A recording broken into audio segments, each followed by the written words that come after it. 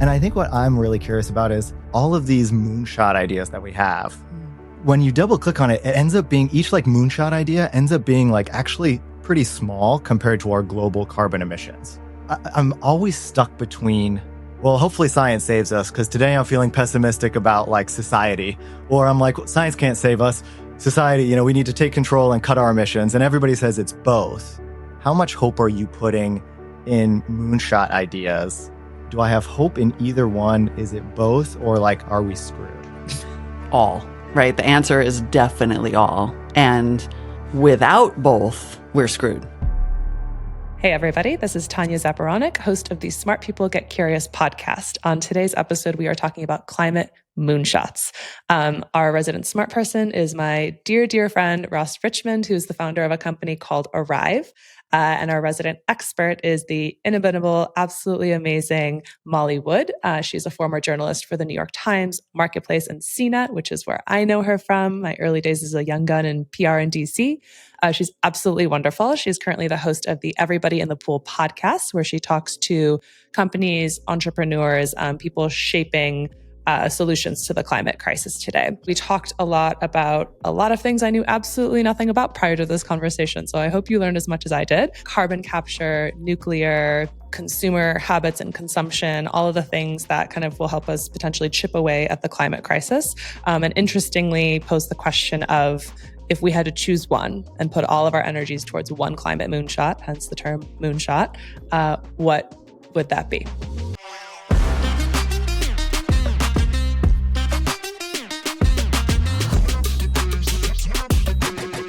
Molly, I'd love for you to give us a little bit of background. I know last time we talked, you were at CNET, New York Times. Tell us a little bit about how you came to be in the climate space.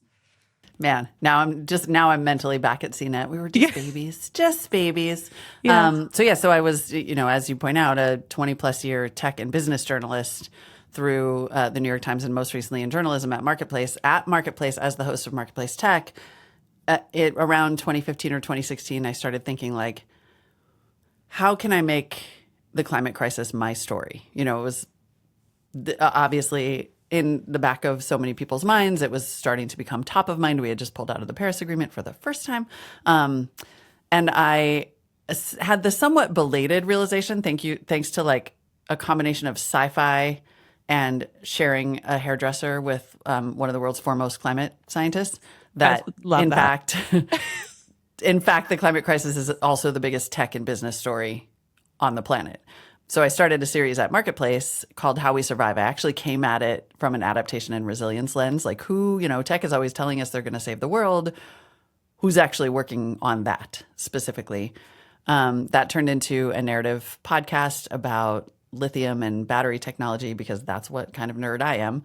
And then I had a little bit of a crisis of faith in storytelling and briefly pivoted into venture capital. Like, I just thought, I don't have time to change minds. I need to write some checks, get some companies going here. And that was a remarkable experience. It restored so much of my hope, actually, about solutions. It also immediately made me realize how much storytelling we still really needed. And so I did that for about 15 months at a generalist fund that, not surprisingly, wanted to pivot into AI. And so then about 2 years ago, I went on my own and started an independent climate solutions media company. And so I do this weekly podcast, Everybody in the Pool, where I really just try to let people know that brilliant people are working on solutions to this really big problem. I'm so glad we're here doing some of that storytelling too, So just to warn you, like, Ross is not, I would say, like a total newbie to the climate space. I know. I was like, wait a minute, you're in circular economy? I have been set up. Yeah, Ross is a ringer. Totally a setup. No, he always is a little bit more fluent in pretty much everything than he lets on to be, which is really endearing and annoying at the same time.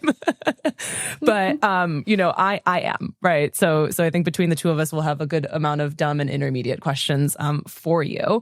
So if you don't mind, I'd love to just get like super elementary. Ross wants to dig into climate moonshots, so like what can reverse damage to the climate, but can we just step back and talk about what is happening to the climate? What is carbon? What is removal? Like, give us like kind of a lay of the land and kind of what we're going to be talking about and tackling here. And then I'll let Ross kind of ask his intermediate questions. Yeah. I mean, honestly, I'm so happy that we're starting here, because we're at a time where It is never, I mean, in storytelling, it's always important to reiterate the basics, before you get into the bulk of the story. But I think at a time when disinformation and misunderstanding about this topic is so high, it's like really valuable to just go back to the basics, which is that we humans pollute, right? When we burn fossil fuels for energy, when we produce steel or cement or airplanes or grow food or slaughter animals, there are emissions associated with that, primarily carbon dioxide, but also other gases that we call greenhouse gases, because when they rise up into the atmosphere, they get trapped. So the reason where that name came from is from something called the greenhouse effect, which is the thing that makes our planet livable compared to other planets in the universe. Like, because we have an atmosphere that traps some gases and particulates, we have a climate that we can live in on this planet. Keeps us warm. If we pollute it too much, I mean, you could imagine it's just like trying to drain, like I was rinsing beans through a sieve. Right? Yeah. The more gunk that gets in your sieve, the more clogged it gets. So we are now trapping more heat on the planet. And as we trap more heat on the planet, the climate overall gets increasingly unstable. We have like more energy in the atmosphere. And so things start to behave in unpredictable ways. The ocean heats up and that makes the wind change. And, not to mention, like, of course, all of the impacts on species and plants and, things that grow in places they didn't used to grow or can't grow in places they did used to grow. We have this increasingly unstable climate system. So the thing that has kept us alive now is breaking down. And people often say, well, if you don't know what's going to happen, then how do we know it's going to be bad?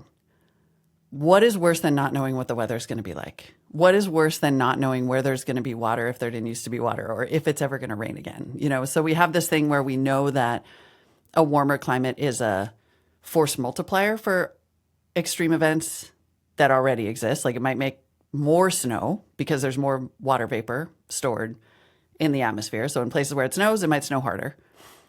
In places where it rains, it might rain harder. And also, it might just stop raining completely, or there might be typhoons that never happened before. So extreme weather will get more extreme, and then new stuff's going to happen, and it's probably not going to be good. So we tend to shorten all of that to carbon, but what it really is greenhouse gases overall. But carbon dioxide is the most plentiful. This is all accelerated in recent years, I would assume. Mm-hmm. Right. Yeah.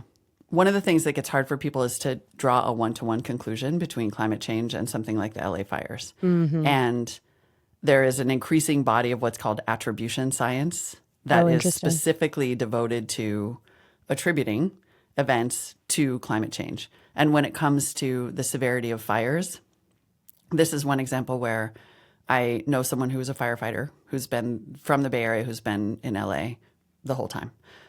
And what the people on the ground will tell you about those fires is that the wind that precipitated those fires in LA did not behave like wind should behave. Correct. Like, there were military pilots in helicopters trying to drop retardant on these fires going, I experienced multiple 100-foot drops of a type I have never experienced before because the wind did not do what wind should do. Fires shouldn't go downhill. Yeah. Fires climb uphill because they're looking for new vegetation. But because of the completely unstable winds coming off of a warm ocean, the fires behaved totally differently. And you had trees and other brush that were so dried out from such a long drought that fires now burn hotter. I just talked to a startup founder who recently explained to me that fires now burn so much hotter than they ever used to because the fuel is so dry that there is no more regrowth. There's no natural regrowth because everything it effectively becomes like petrified wood. Oh, wow. That's fascinating. And also a little doomsday. So. But doomsday is good. Sorry. Like, yeah. that's Sorry. I think that's we can move to moonshots any minute now. Like, yeah. So I think, like, where I come from, like you said, is circularity. A lot of what that is how do we do better with the products we already produce, right? So instead of sending, a product goes out, it comes back as a return, maybe through e-commerce. It's not new. It oftentimes will go into landfill. Well, how do we create a second life for that? Or you've got a product that you have in, clothes or whatever in your closet. Like, how do we not just throw that out and buy the new thing and kind of repeat that cycle, but do better with what we have? So very much, how do we do better with what the products we already have? And then hopefully how do we produce less because we're doing better with the existing pool?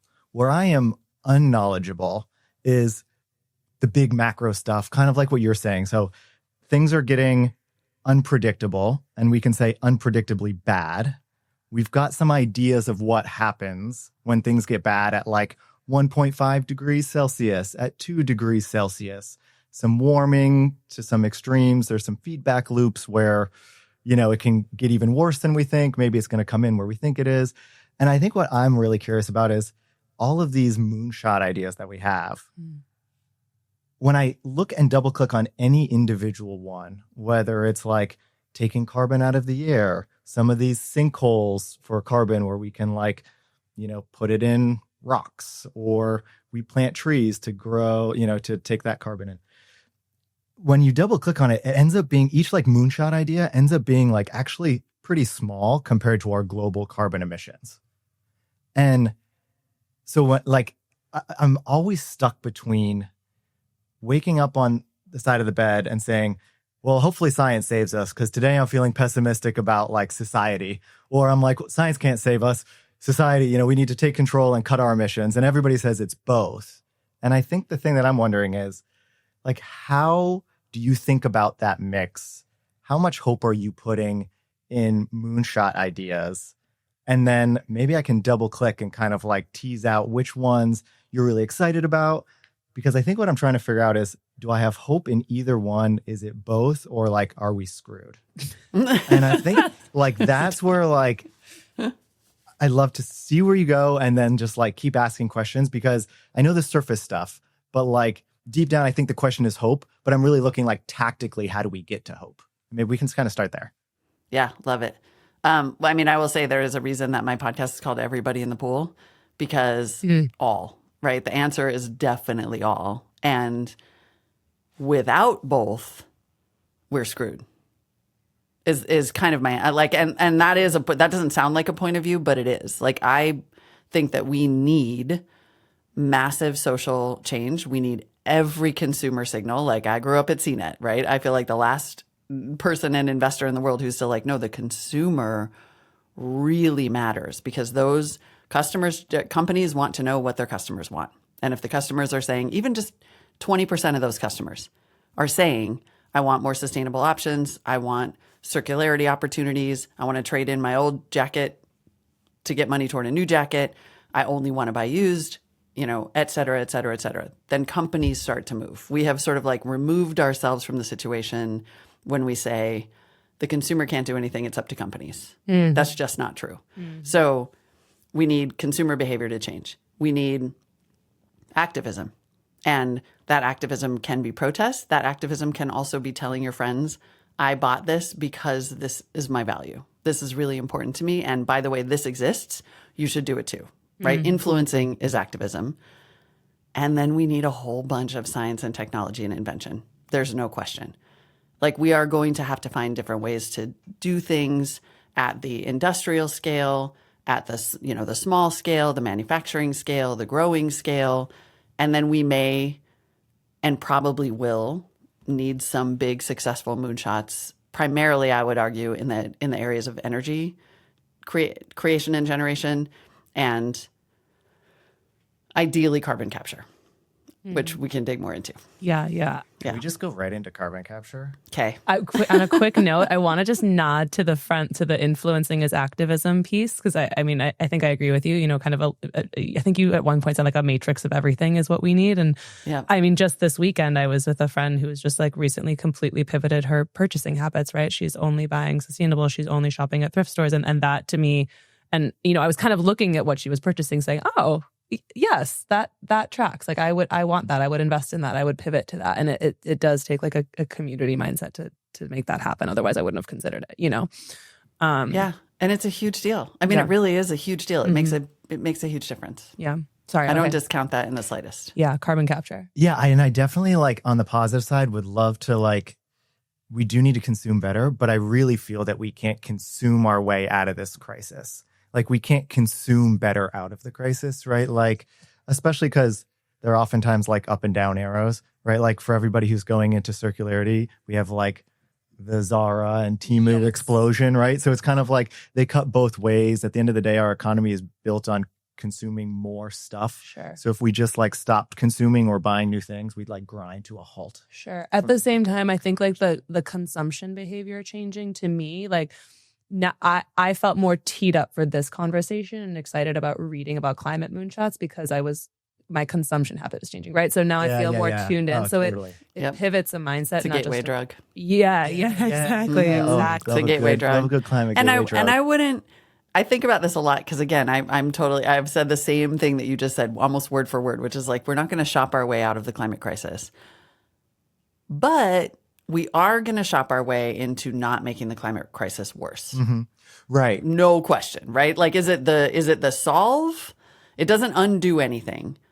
But because like you said we sort of vaguely have these ideas of what happens at 1.5 degrees or 2 degrees. But like if you read the IPCC reports, if you actually read those reports, they are very specific and not in a fun way. Yeah. Can you tell us what IPCC reports are for everyone who's got dumb questions? The International Panel on Climate. Hold on. What does IPCC? Climate science. The IPCC, while I like quickly ask Claude what that stands for. Of course.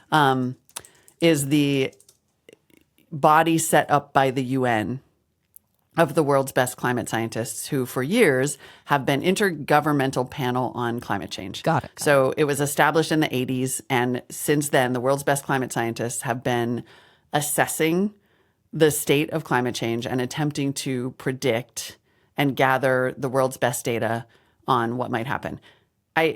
It's like side note, I interviewed this guy who is a former professional baseball player, MLB player, and he has a company now, or he has an organization now that's called Players for the Planet, and he's trying to like get major league sports to change its behaviors around stadiums and all the waste that you can imagine goes into basically like throwing a really big barbecue, 10 times a week. Yeah. And he made this really great comment about the IPCC reports. He said, he's like, I'm an athlete.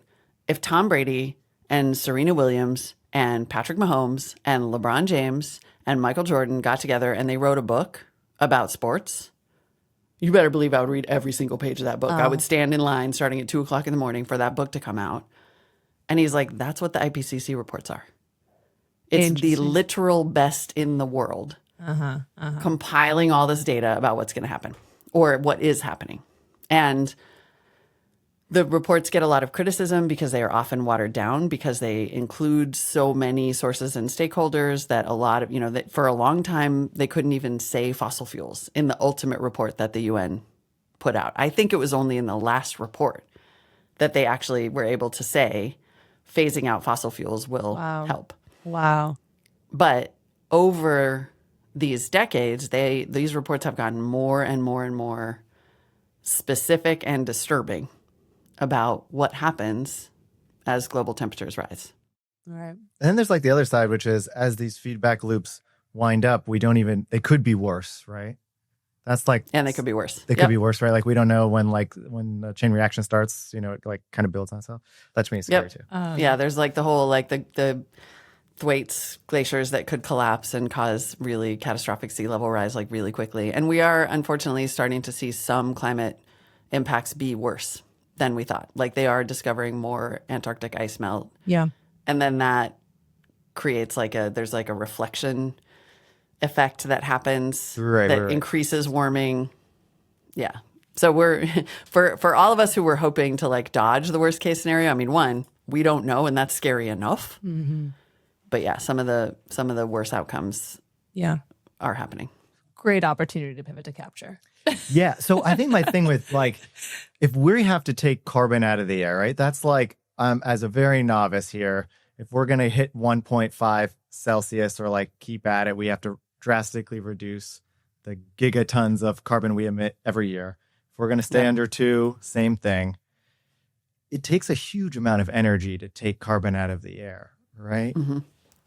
Can you talk to me a little bit about how we get carbon out of the air? Where does the infinite energy come from? Is it fusion? Is it something I don't know about? How do we even begin to think about the energy it takes just to take the carbon out of the air and what kind of effect that has and what kind of percentage are we talking about with this solution? Yeah, okay, so carbon capture is a very controversial topic for a lot of reasons because it takes a lot of energy to do it in most cases. There are multiple approaches to it. There's everything. There's the one that's sort of direct air capture, which is sort of, the one you think of as like a vacuum, just trying to suck it out of there. There's the source post-combustion where you install something at the source of the burning that captures the carbon as it comes out.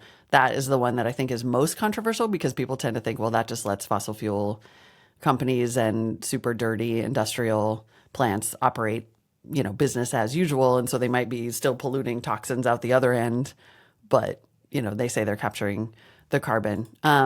There are different types of combustion. There are companies that are working on ocean-based capture where they, they use sort of ocean to absorb excess carbon from the atmosphere and store it. And then there's underground storage. So it's a messy landscape of new technologies that, to your point, all depend on a lot of energy. Now, that energy use is not going to be comparable to like AI or data centers.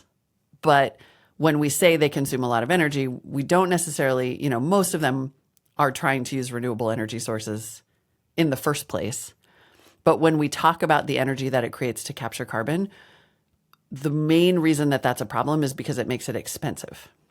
The process costs too much. So that even if you're using renewable energy, it's still a very expensive process. And so what you have people talk about is the cost per ton of carbon removed, which, the ideal, the scenario at which this would be economically feasible because you'd be able to create trading platforms and credits around it and carbon taxes is like $100 a ton. Right now, I think the best company that I know of is at more like $1,000 a ton. Now, what I will say about that is how technology works. So as somebody, this is where I bring my like 25-year tech reporter lens to it. Technology always costs a lot upfront. And then it gets cheaper over time if it's adopted. So I don't worry so much about the cost per ton now because the technology exists. A lot of it is feasible and some of it will win and get adopted, assuming some other conditions like the regulatory framework that makes carbon tradable or the carbon tax that incentivizes governments to do this. The best moonshot scenario for carbon capture is the one that you just raised, which is that it also happens alongside fusion. So that it happens with the availability of unlimited carbon-free energy, and you don't have to worry about the cost anymore. You'll still have to worry about the cost of fusion infrastructure itself up front, but that starts to be a very, very, very good scenario. And the only downside is how long it could take. Mm-hmm. Okay, so when we hit like $100, which is this target, how much money does it take? How much do we have even an idea? How much money would it take right now at $100 a ton? Oh, this is going to make my math brain work. To take out how much carbon, like what do we need to do? We need to reduce our like carbon output by half or something, right? To stay within our limits, like globally? Like completely, actually. We need to go okay, so net zero, sure. It's like 6 gigatons to none. Yeah. Okay. So how much money would it take if we just had $100 per ton to take out all of the carbon we currently use as a society? Do we have that number? I'm sure we could. Many zeros on the end, it. I'm sure. I'm sure that math can be done. I mean, one of the things we tend to, there's net zero emissions and then there's carbon removal. And again, we need both of those things. Yep. Like we definitely need to get to net zero emissions as fast as humanly possible. And that is going from this 6 gigatons per year to none. Like we need to just cut our emissions. Then there's the removal question, and the removal question could help us accomplish net zero and or also help us reverse some of the worst effects. So carbon capture is a complicated topic because it comes into play with both solution sets. Yep. Okay. And can you talk briefly about why it happening alongside fusion is something we need? Is it just fusion is an accelerant for the process? Fusion is, yeah, there was a really interesting I have like not been able to find it since, but Bloomberg, there was a great piece in Bloomberg that was like, let's play a thought game and imagine a world where energy is not an issue. You can do anything if energy is not an issue. Like you can sequester all the carbon you want. You can desalinate all the water you need in areas that are stricken with drought. Like desalination is a completely known process. It's just very energy intensive.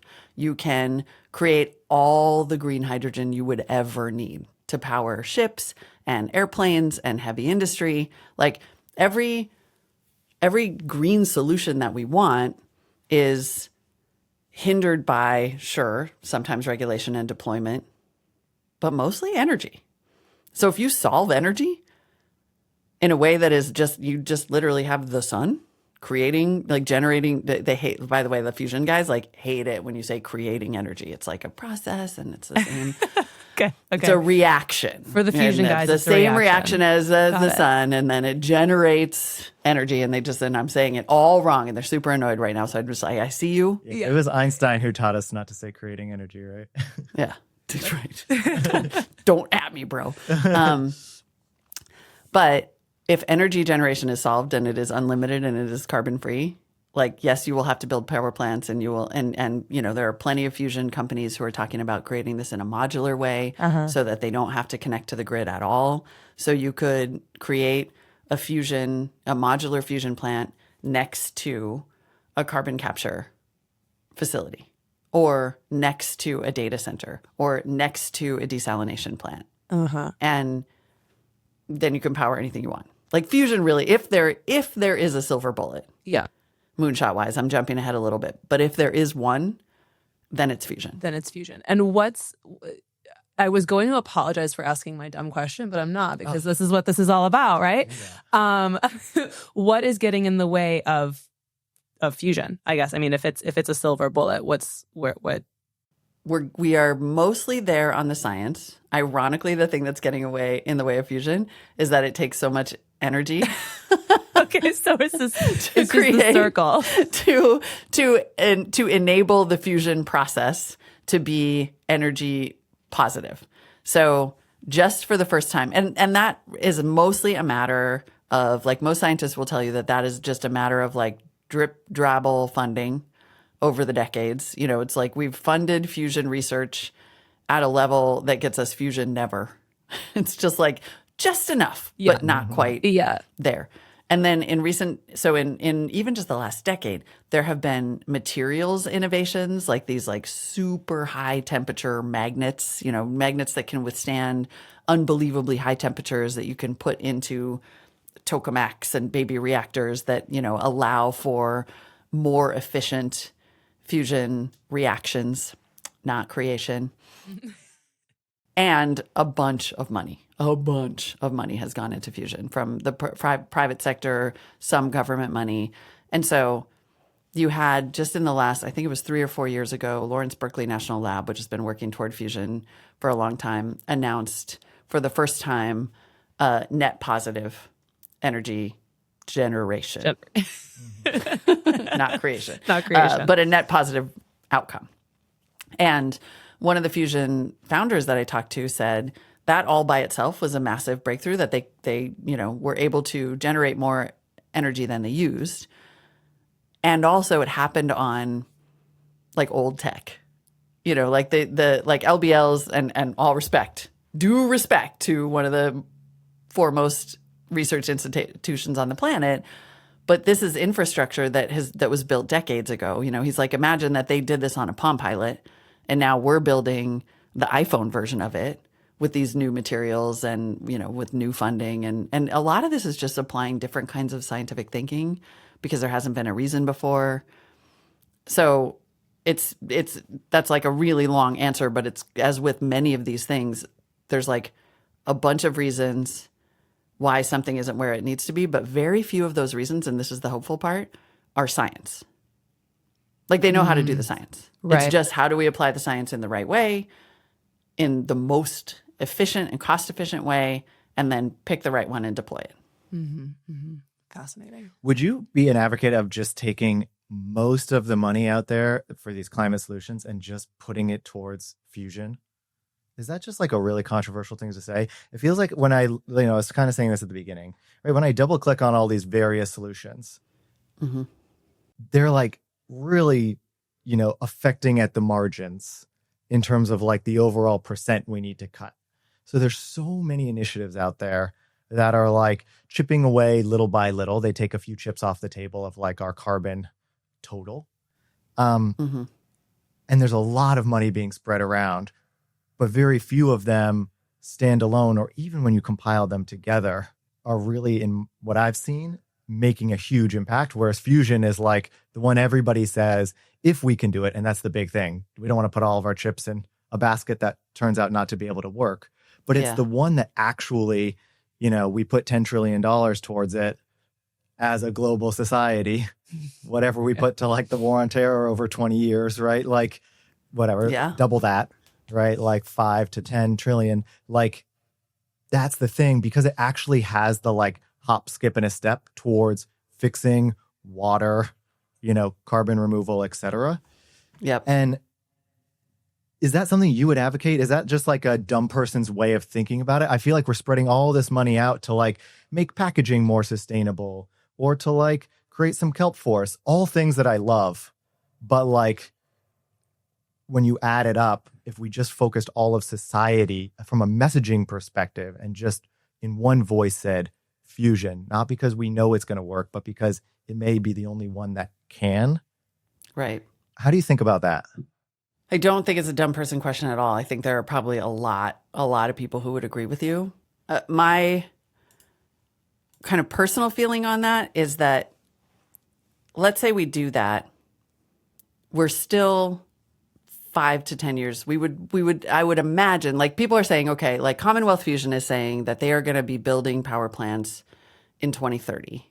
So let's say we manage to accelerate that to 2027. We still have to, we like solve the energy question, we settle on a science, we start deploying. It's still several more years before we've deployed. But meanwhile, we have starved of resources everything in the interim. Meaning all the processes that I talked about that rely on that clean energy wouldn't be getting developed. So like, there's a company I love called Brimstone that is making a cement alternative, an alternative to cementitious materials that is carbon negative, because the outcome, and they just like used a different kind of rock, right? They were like, we use this different kind of rock. And then the outcome of that is a rock that actually absorbs carbon. Yeah. Like, what? Genius.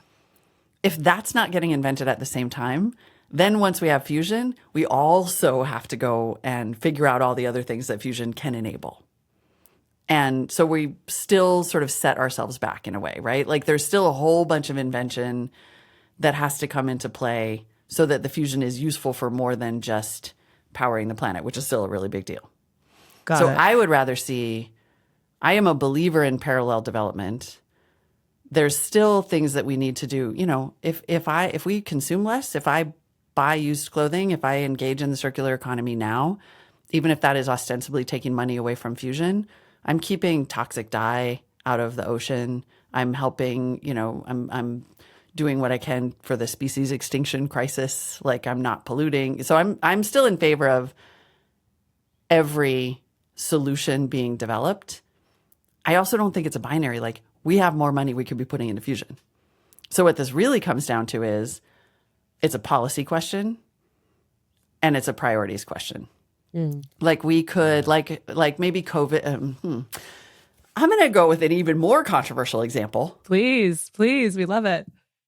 But like during COVID, the policy response at the federal level was we are going to put all of our energy into a vaccine, all the energy and money, Operation Warp Speed, into a vaccine, to the exclusion of every other intervention that could have slowed the spread of the virus. Installing new HVAC and filters in schools and hospitals and office buildings, masking, as a social behavior on airplanes. Pick your thing that would have slowed the spread of the virus. Like if you only put the energy into vaccines, then a whole bunch of people die while you're waiting for the vaccines. Right. Right. So if I put fusion in that, unfortunately, very controversial category, a whole bunch of people and animals will die while we're waiting for fusion because we just don't have time not to do everything at once. Like, I think I'm okay with the short-term effects, like the short-term negative effects, because I just don't see a good body of data, like over the last several years, of a narrative coming together where we are galvanized to fix this issue. Like, we're taking steps backwards in the US right now. Climate investment is down from a, investor perspective, right? Mm-hmm. Like, the next 4 years are going to be probably not great. Hopefully that's not the case. We're probably going to miss our 1.5 goals by the end of the decade. Like, every year we're adding more carbon into the atmosphere, not less, and we know more about how bad it is. So like, I agree, but like, yes, like, I used to be a yes and, I think, but my worry is that the narrative is not there because we know more and it's actually getting worse, not better. Now, are we reducing carbon in some areas? Yes, I'm sure lots of places are getting efficient, but like, as a global society, it's going up every year. And when we know that that's like bankrupting our future, and I wonder if, like, messaging is part of the problem. If we all said one thing, it's not like everyone's going to quit their job and like start working on fusion, right? Like, we're still going to have some people working on concrete. We're going to have some people working on reforestation, other people doing whatever. Yeah. But the narrative, like when we went to the moon, I obviously wasn't born then, but like, we all got together and went to the moon. Now, like, everyone went around their job and like the janitor still needed to clean the facility and whatever. But like, if we verticalize the economy so that we're supporting end to end whatever fusion takes from like bottom up, everybody's still going to go around and live their lives. But when you ask anyone, we're saving the planet and we're doing it with fusion not because it doesn't have problems, but because it's the only one that we have right now that actually like can check all the boxes and take the gigatons out. Mm-hmm. Like, to me, it's like when a bunch of environmentalists get on stage, we're like very muddled. We're like, it's like the all of the above approach. And as like a person who has 2 kids now below 5, I'm like, so what are we doing? You know what I mean? That. Yeah. Right. Yeah. And so like, whereas if I could just be like fusion, it's like, okay, there's a new dollar that's available. Where does that go? Fusion, right? Like, okay, there's like some excess capacity, with students right now. What are they doing? Like, fusion. Now you could argue like, maybe we put some into AI so that we can have the robots help us come up with some of those solutions, right? But that's part of the vertical strategy of like, how do we end to end? What are the choke points that are preventing us from fusion? And how do we like unchoke each one of them? And like, that to me is a narrative, and we could sell that globally. Totally. Whereas we can't sell like a kelp forest and concrete and this and that and be like, everybody do everything. That to me feels, I think maybe I'm confused, right? So then if I'm confused, I'm like 100% on board with the world where that exists. Yeah. Where the verticalization exists, where we are like Operation Warp Speed for fusion. That would be awesome. It's just who's the we, but like this is a super important positive provocation. Like, I gave you an answer that exists in the world that I live in, but in the world that I want to live in, 100%. The UN would have the authority, or the US or somebody would have the moral authority to say, because like, you're 100%. The only thing at the end of the day, the only thing that truly stops this is is the energy transition. Yeah. Period. Yeah. It's transitioning off of fossil fuels as soon as humanly possible. Full stop. Right. Yeah. I love the way you put that. Your answer is for the world that we live in, right? And kind of the answer that you want to give is for the world you want to live in. And like, I totally relate. And I think I'm living in the opposite world, because I'm like, the world that I'm living in, we're not doing anything. I'll put that in quotes, right? Like, we're doing. I don't like, don't poop on the kelp forest, man. Like, I mean, look, actually, it's like the one company that I would love to do. Like, I'd love to plant some kelp. Like, that's like, actually, I'm calling it out because I'm like interested in it. That's why I want to. That's why I say it all the time. All I would say from the hope perspective, all I would say from the hope side is that when you need to solve a big problem, you break it down into its component parts. Yeah. And you solve it a little bit at a time. And so like, I do think there's still and that most likely in the short term, until we have a global agreement that fusion is all we're going to do, or we have a U.S. administration that says this is the moonshot. Most likely we're a many hands make small work situation, and then we should do, and then it's why every problem is annoying. It's why only the boring stuff actually gets things done. Yeah. And that's always been the case. It's just the boring hard work of like policy and figuring out. Like I interviewed this guy the other day who was like, oh yeah, it turns out that let's say Microsoft has $1 billion climate fund where they fund climate projects, but then they're banking. They're literal banking because they store all their cash in banks that finance fossil fuel projects. It just undoes all the work that they're doing there. And so that actually, if everybody moved their corporate treasury, what is more boring than this topic? But if you and I do it, if companies do it, if they change their corporate treasury strategy to putting money, because, when banks take in our money, they loan it out. Yeah, like when it's in savings, they're loaning it out to different projects. And if those projects are financing fossil fuel infrastructure, then it's our carbon footprint. And it's massive. Yeah, and if all that money went into banks that are financing fusion or green energy projects, we have all the money we need. It's $7 trillion. Yeah. That is currently sitting in banks that are financing fossil fuel projects instead of fusion. Right. So there's totally a version where we do this with banking. Yeah. Yeah. And I'm down if we just want to make that the thing. And that's the narrative. Banking moonshot. I think, let's go. Yeah, banking moonshot. But we don't even need that. We have enough money globally to put 10 trillion into fusion. That too. Right? And then we don't have to convince banks to not invest in the highest profit thing or whatever, right? I think right now, if you ask the average person, I don't think they know what out of the moonshots are even going to get us there. Yeah. And saying it with one voice to me sounds so powerful. Yeah. But I know what you mean, this many hands, small work. I think the thing for me is time, right? The arc of change kind of bends towards us, figuring this problem out. But we're this airplane and we're going down towards Earth faster and faster. It kind of feels like we're not, but we don't have the aerodynamics for flight right now. Every year we're doing more carbon, not less. And what's going to get us to have that I'm concerned that there's all these different solutions, but that aren't going to create the aerodynamics for flight as a society because we're not answering the underlying question, which is renewable energy or truly, sustainable energy. And if that's the case, I want to say that with one voice. Anyway, this is now. Here's I think I saw in the nice prep doc you sent me, one of the questions though was what's a moonshot you wish people were talking about more? Yeah.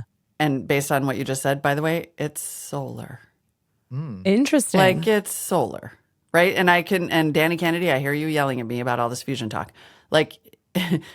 There are plenty of people in the renewable energy space who will tell you we also already have the solar, the silver bullet, and it is solar panels. How often do you fly over the country and see buildings that don't have solar panels on them? Mm-hmm. Always, yeah. We could actually have a national There used to be solar panels on the White House, by the way. And Jimmy Carter put them there, and Ronald Reagan took them off. 3 or 4% of our country right now is solar, in terms of total energy. Every building in this country, every commercial building, every house across the Midwest, every grain silo, every warehouse could have solar on it. That could be an Eisenhower-esque. That could be the railroads. That could be the highways project. If we literally just put solar on every GD building in our country, and which would take a hell of a lot less time than fusion. Is it just there's not a will, or is it to your point? I think we talked about there's all of these different, there's all of the financing, whatever. But there's there's Kelp, there's cement, there's this, there's all these other. This is so the problem. So what we have identified really is that the problem with technology is that it has to get adopted and it has to get through people. That's just a one voice problem. It's that every single city and county and state has different rules around solar and interconnection. every utility has been dragging its feet, if not outright blocking solar expansion, because they think it's going to send them into a power death spiral. And only recently have they all realized, like, oh crap, we're going to need a lot more energy to do the things that we want to do, whether it's electrification or just deal with a growing population that all wants to be on the internet and have lots of devices. And, like, we need more electricity, but we have an aging grid infrastructure. We have all of this stuff, right? And yet we could do this. Technology doesn't even need any more science. We could 100% do this. Like, if somebody came in and this is where you start to hear conservatives. There's like an organization called Nature is Nonpartisan. You have some Republicans. You have even people in the climate space who are starting to pivot away from talking about sustainability and talk about, regulation, breaking down regulatory barriers and getting rid of interconnection queues and figuring out modularity, like community solar. Like, there is no reason with solar and battery storage that we actually couldn't accomplish our energy goals in a decade with existing technology without having to find $10 trillion for fusion. Wow. So the real moonshot, honestly, already exists. It's just the frickin' sun. It's there. It's right above us. We're looking at it. It's pretty annoying, actually. Yeah. Even with all the grid issues and all that stuff, you're just talking about Just localizing. skip the grid. Everybody, like, that's us just letting utilities like set the agenda. Like, we would need new infrastructure, but we could, again, if we made it a federal highways project, no problem. And we have battery storage now so that it can be decentralized in a way. We don't even have a grid. We have a bunch of different grids. Imagine the United States of America all being like, yeah, we're 100% on board, all of us with the exact same, Yeah. But this is where, again, individual towns can do it. Like, towns can say, we are creating, we're going to be power islands. Like, it's a term that is commonly used, like, create energy islands. And you can have microgrids and you can have city-sized grids, it all exists. And battery technology is getting cheaper. Like, solar and batteries is the faster way. If we wanted a real one-voice solution that gets us there as fast as possible, it's solar and batteries. Wow. Interesting. Can't wait to look more into that. Yeah. Fascinating. I get it. Like, I wish I had never had this awakening, because now every time I'm on a plane, I'm like, where are your panels? Totally. I mean, it's the Midwest. There's nothing between you and God. Why are there not panels on everything? Yeah, exactly. All planes. And we have all the land we need for this in the U.S. Like, it's just. Yeah. Well, I see a bunch of them driving up to Mammoth and Big Bear all the time, but this was so great. Any other questions, Ross, before I do our little sign off? No, let's do it. I want to hear all more about solar now. But... We'll have to do a follow-up episode. I got the solar nerds for you. Oh, great. Perfect. I love it. So before we sign off here, Molly, where can people find you when they want to go look up Moonshots, right? We talked about the podcast, but hit me with kind of where to find you.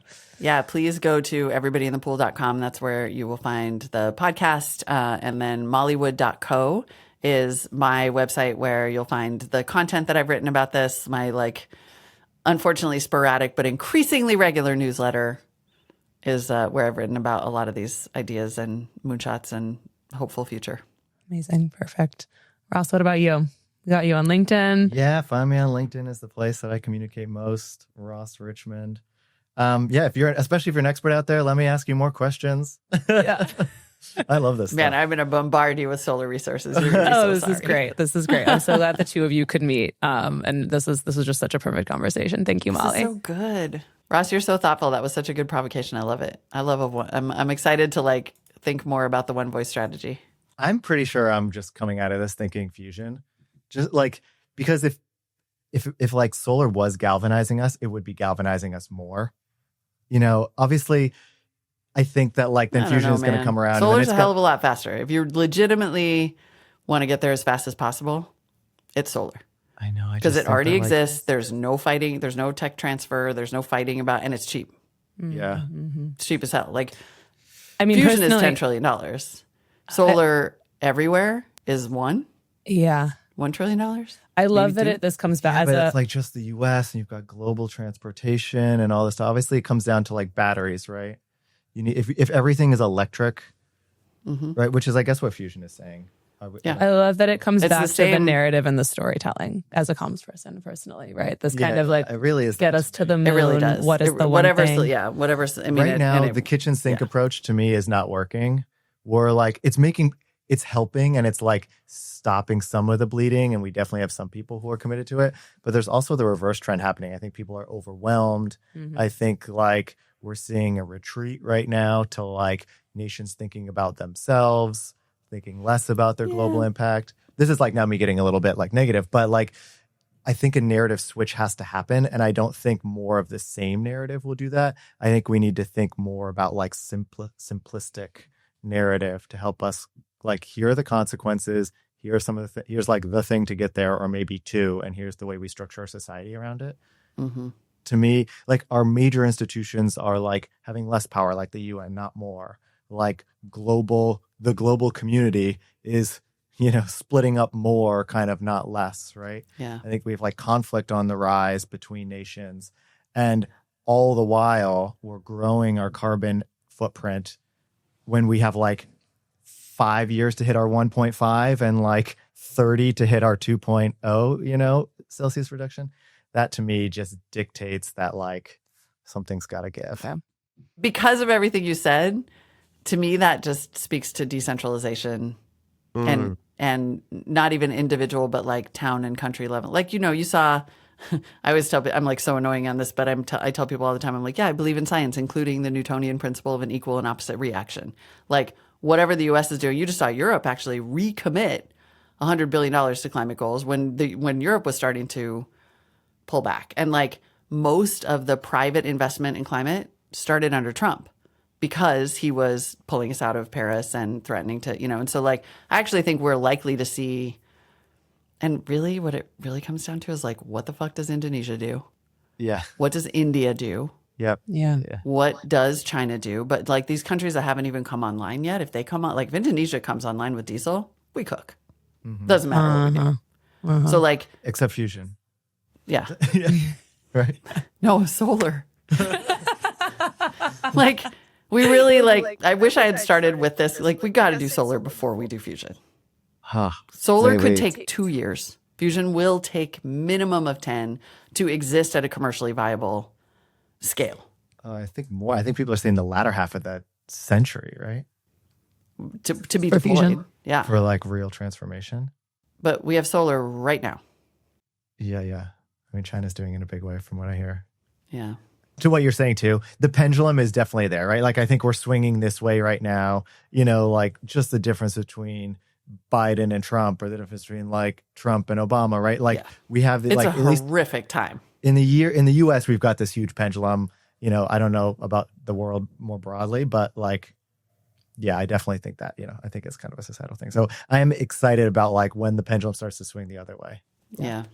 I think it will. And I think other countries will swing the other way, and like private industry will. I mean, businesses, like they might be changing the language, but they all speak one language, and that's risk. Like they all know this is real. Yeah. Right. Nobody is, very few people who have not had this opinion purchased by the fossil fuel industry are legitimately sitting there in the boardroom being like, I mean, I think there are a lot of them who are just like, this isn't going to be a problem for 100 years. But enough of them have already lost buildings and had floods, and they have infrastructure damage, and they're having trouble getting insurance. Like Stakeholder you pressure. could also make a one voice argument around insurance. Like I won't insure your project if it contributes to climate change or is at risk from climate change. Oh, okay. That's gotta get some shit moving. Yeah. That might already be happening. It's already happening. Yeah. Yeah.